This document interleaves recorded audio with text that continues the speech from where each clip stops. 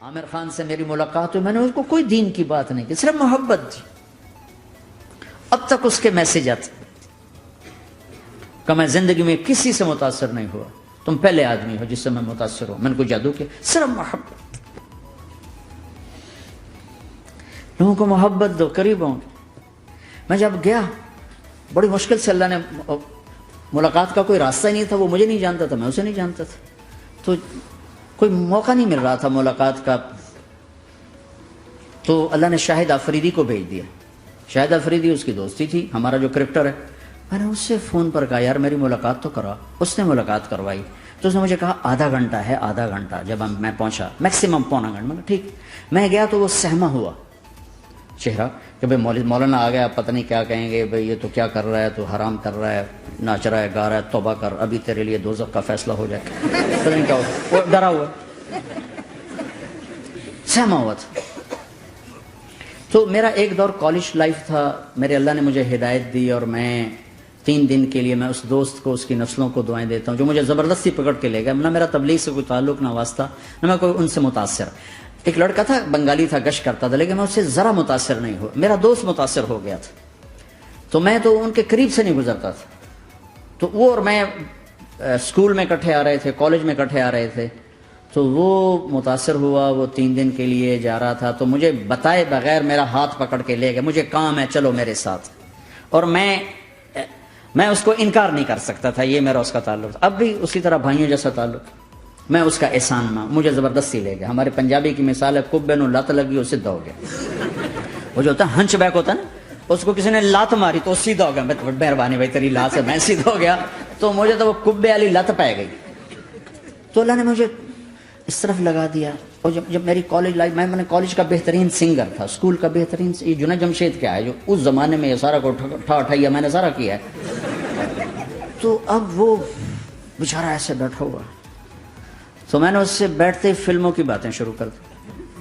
اور تھوڑی دیر بعد میں نے محسوس کیا کہ فرام 60 to 72 جو فلم انڈسٹری کو جتنا میں جانتا تھا اتنا وہ نہیں جانتا تھا.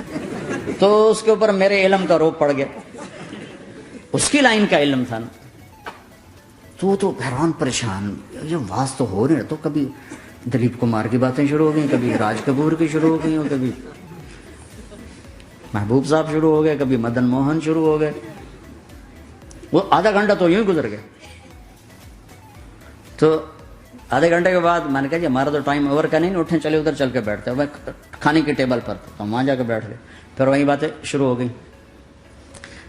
جب اس کا سارا خوف دور ہو گیا اور ریلیکس ہو گیا، کچھ میں پونے گھنٹے سے 50 منٹ گزر گئے تھے. تو پھر میں نے کہا عامر بھائی آپ حج پہ آئے ہیں، اگر آپ اجازت دیں تو آپ کو اپنے نبی کا حج سناؤں. کہنے لگا ہاں جی ضرور سنائی.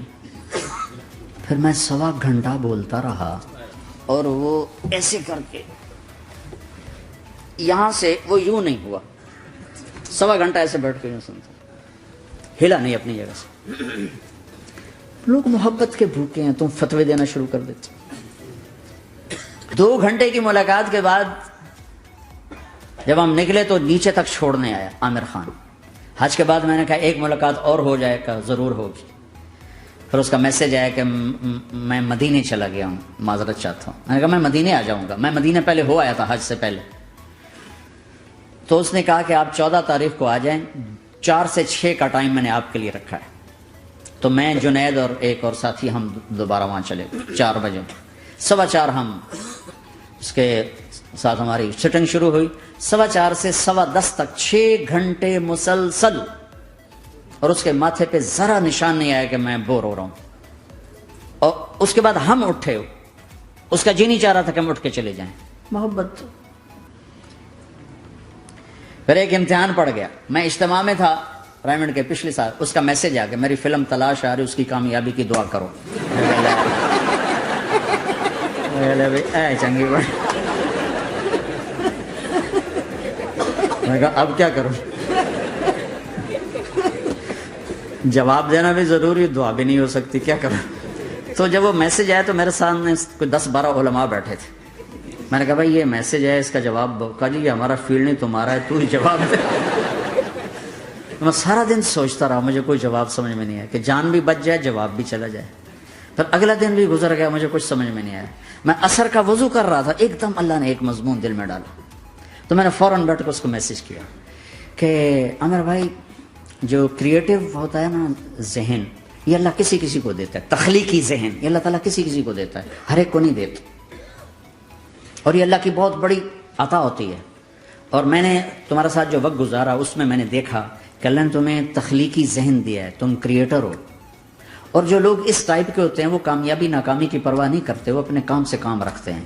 آپ کا بھائی تو فوراً اس کا میسج آیا، آپ ٹھیک کہہ رہے ہیں، آپ ٹھیک کہہ رہے ہیں.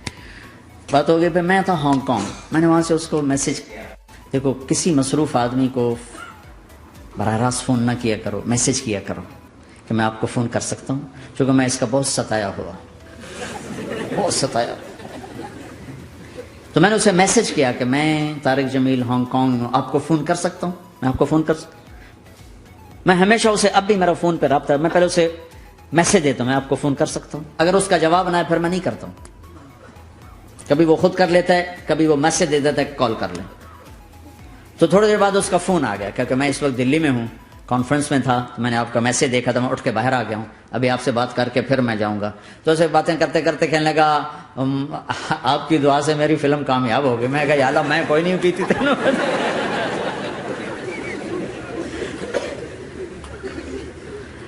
بھائیو محبتیں بانٹو، نفرتیں تو پہلے ہی بہت پھیل چکی.